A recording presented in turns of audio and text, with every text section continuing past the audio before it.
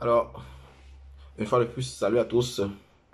Bienvenue sur cette nouvelle vidéo dans laquelle je vais exclusivement vous parler de ceux qui sont en attente de la procédure. Ceux-là qui ont déjà eu à composer leur examen de langue et qui attendent impatiemment l'ouverture ou le lancement officiel de la procédure. Qu'est-ce que vous avez à faire durant cette période en attendant que les ambassades ou l'ambassade de l'Italie en particulier puissent débuter avec la procédure 2022 pour étudier dans les universités italiennes l'année académique 2022-2023. Si tu es intéressé par les études en Italie et que tu as déjà eu à faire les cours de langue, et que tu as déjà réussi ton examen, même celui qui n'a pas encore réussi et qui a déjà fait ses cours de langue, cette vidéo est pour toi. Tout d'abord, n'oublie pas à la fin de notifier quelles sont tes préoccupations par commentaire pour que je puisse les résoudre au fur et à mesure. Pour que je puisse peut-être faire des vidéos si possible pour expliquer ce qui a lieu à faire. Mais que doit faire une personne qui est en attente des résultats? Premièrement, en attente des résultats, qu'est-ce que tu dois faire? Tu dois tout faire pour te mettre à la page. Tu dois tout faire pour réviser tes cours. Ce conseil est valable également pour tous ceux-là qui ont eu à laisser les cours de langue ou bien à finir les cours de langue il y a de cela 6 mois, 1 an et demi, 2 ans même pour certains. Il y en a qui ont eu l'examen de langue il y a même 3 ans. Il est fort probable que vous passez par un colloquio dorénavant. Il est fort probable parce que les ambassades ont remarqué que certains étudiants qui s'y présentaient ayant réussi l'examen de langue ne réussissaient pas à s'exprimer ou ne réussissaient plus à s'exprimer. Et le plus souvent, les promoteurs de centres sont pointés. Or, c'est généralement la faute des étudiants. Quand ils finissent de faire cours, au lieu de s'imprégner encore plus dans la langue, ils préfèrent aller faire d'autres choses. D'autres se livrent à des activités qui n'ont rien à voir avec leur futur. Il est vraiment conseillé de vous remettre au travail. Réviser les langues. Et quand je parle de réviser, il ne suffit pas de prendre votre cahier et de vous mettre là à regarder, ou bien comme si vous êtes en train de visionner ou de regarder des photos. Prenez attache à nouveau avec les cours. Formez-vous. Oui, je vous demande sérieusement de vous former. Il y a eu un cas l'an dernier, un étudiant qui avait tout pour avoir son visa. Et quand je dis tout pour avoir son visa, les conditions étaient réunies. Caution, université acceptée, prise en charge valide, euh, une bonne note en langue. Et surtout, il était prêt. Mais, une fois à l'ambassade pour lui remettre le visa, le responsable se rend compte qu'il n'arrive pas ou n'arrive plus à s'exprimer en italien. Ce qui a entaché son dossier. Je profite par cela pour vraiment vous réveiller, tous ceux-là qui sont en attente de la procédure. Remettez-vous au travail. Si possible, rendez-vous dans les centres de formation. Recommencez à faire les cours. Même si vous devez payer pour le faire, je vous conseille vivement de reprendre avec les cours. Si vous sentez que vous ne maîtrisez plus l'italien, un conseil, ne déposez même pas vos dossiers. Oui, ne déposez pas vos dossiers. N'allez pas créer les problèmes où il n'en faut pas. La maîtrise de la langue italienne est un passage obligatoire pour celui qui veut étudier dans des universités italiennes. Le niveau B2 est vraiment très avancé une fois que vous êtes sur le territoire italien.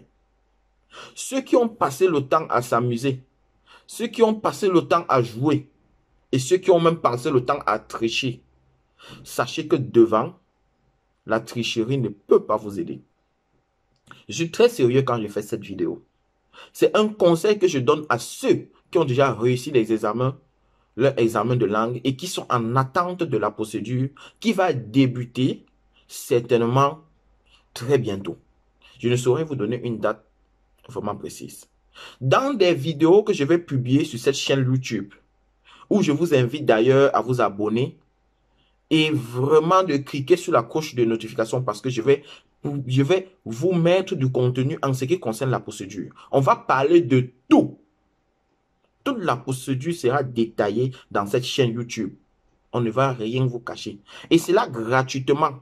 Je dis bien gratuitement. Vous n'aurez qu'à suivre pas à pas la procédure ici. Je reviendrai sur des vidéos pour ceux qui n'ont pas encore fait les cours de langue. Qu'est-ce qu'ils doivent faire? Pour ceux qui sont en train de préparer les dossiers, quels sont les documents nécessaires? Quels sont les dossiers qu'il faut? Nous allons revenir pas à pas. Le temps pour nous d'attendre la note de l'ambassade. Cette vidéo ne concerne pas uniquement les étudiants camerounais. Non. Elle concerne également d'autres étudiants africains qui aspirent à étudier dans des universités italiennes. La procédure en général est la même. Quitte à chaque ambassade même pas de modifier, d'adapter selon les réalités ou le contexte du pays où l'ambassade se trouve. Donc, les vidéos seront généralement pour des communautés africaines, pour des Africains qui viennent étudier. Donc, ça ne concerne pas seulement les Camerounais qui viennent étudier en Italie. Donc, chers étudiants, il est encore temps de vous mettre au travail. Il est temps de vous recycler. Il est temps de reprendre avec les règles grammaticales. Il est temps de recommencer avec l'accent tonique. Même si l'accent tonique n'est pas un point focal parce que chacun garde et conserve son accent. Mais il est temps de reprendre avec le dialogue, avec l'oral, avec la padronanza de la lingua italiana. Chers jeunes, je vous appelle, je vous exhorte. N'allez pas créer les problèmes où il en faut. Nous savons tous qu'il y a des étudiants qui passent souvent par des manigances pour réussir. Mais sachez qu'une fois à l'ambassade, vous serez interrogé sur votre parcours. Ça, j'en suis certain. Vous serez interrogé sur votre parcours. Et surtout en langue italienne. Un étudiant qui est censé avoir un examen B2 doit vraiment s'exprimer. Doit s'exprimer en langue italienne. Je répète bien, si vous savez que vous ne maîtrisez pas l'italien, ne déposez même pas vos dossiers. Ne vous créez pas des problèmes. Et ceux qui ont eu à faire l'examen de langue, reprenez avec les cours. Si vous pouvez, prenez attache avec des centres de formation pour vous recycler. Un conseil pour ceux-là qui ne pourront pas peut-être payer dans des centres de formation. Constituez des petits groupes entre vous et travaillez sérieusement selon un programme bien établi. Je serai même peut-être disponible à répondre en commentaire pour vous donner certains conseils. Quelqu'un qui a une préoccupation peut écrire en commentaire ou bien écrire en inbox. En commentaire parce que tout le monde doit pouvoir lire et en répondant, ça sera utile pour tout le monde. Je vous conseille vivement de vous lancer car la procédure cette année, malgré, selon moi, elle sera presque la même chose, même si on doit adapter en fonction de certaines réalités, vous devez vous attendre à un probable colloquio, ce qu'on appelle entretien. Oui, cet entretien sera tout simplement pour juger votre niveau. N'allez pas créer les problèmes aux promoteurs de centre, aux différents promoteurs de centre. Si vous avez fait cours, et vous avez réussi l'examen de langue, ceci signifie que vous pouvez parler italien. Ceux qui s'asseyent chez eux et attendent la procédure et ne maîtrisent plus la langue italienne, je vous conseille vivement de reprendre attache avec les différents centres pour vous recycler. Très important. Et l'heure est grave. L'heure est grave.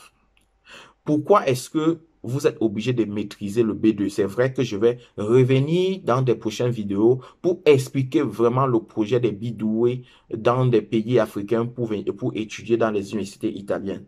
Mais c'est tout simplement parce qu'une fois à l'université, le niveau adapté pour faire cours est un niveau très élevé. Les professeurs ne veulent pas savoir si vous êtes italien ou camerounais ou ghanéen ou sénégalais ou africain ou arabe ou chinois. Il parle en italien. Il fait son cours en italien. Il explique tout en italien. Vous composez en italien. Vous faites des tests en italien. Que ça soit oral, que ça soit écrit. Tout ça, c'est en italien. Et raison pour laquelle les étudiants sont obligés de maîtriser la langue italienne. Si cette vidéo t'a vraiment intéressé ou si ça vous a intéressé, n'oubliez pas d'aimer pour nous encourager à faire d'autres vidéos qui vont vous aider dans des prochains jours lorsque vous serez en train de monter votre procédure. Je répète, nous allons traiter tous les sujets sur la procédure pour étudier dans les universités italiennes. Je dis bien tous les sujets, que ce soit l'université à choisir, que ce soit la caution, que ce soit la prise en charge, que ce soit les documents à fournir, que ce soit l'avant-visa, l'après-visa, que ce soit l'attente du visa, qu'est-ce qu'il faut faire, que ce soit la culture, la langue italienne. Nous allons en parler ici. Nous allons parler de vos choix universitaires. Nous allons parler des universités italiennes. Nous allons parler de beaucoup d'autres choses. Donc, je ne saurais prendre le temps de vous expliquer ici. Sinon, nous allons passer 2 heures. Je vais vous détailler tout. Partagez la vidéo à celui-là qui a fait les cours de langue et qui est en attente de la procédure. Cette vidéo pourra vraiment l'aider. N'oubliez pas de vous abonner sur la chaîne et même d'inviter vos amis à s'abonner sur la chaîne. Nous allons partager du contenu qui va vous aider. Sur ce, je vous souhaite une excellente journée et restez vraiment attentifs pour la procédure car nous allons tout faire pour vous aider à monter votre dossier vous-même sans avoir forcément besoin de quelqu'un ou sans avoir à débourser de l'argent. Vous ne payerez généralement que lorsque vous serez en train de faire un service, par exemple légaliser vos dossiers. Nous ne sommes pas là pour que vous puissiez nous payer pour qu'on vous donne des informations. Non. Ciao, ciao et bonne chance à tout le monde pour la procédure. Merci.